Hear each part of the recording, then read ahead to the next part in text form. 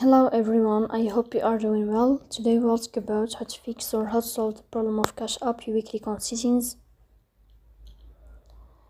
Here you will click on apps, default apps, app settings.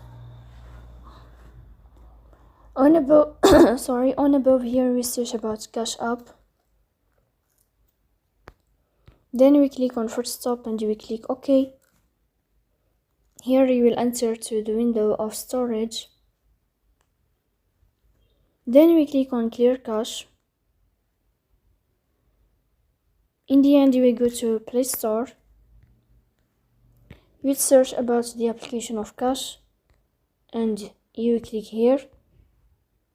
And then you will update your Cash App when you find it here in this Play Store. So that's all. Don't forget to support us by like and subscribe. See you next time and thank you for your watching and your attention.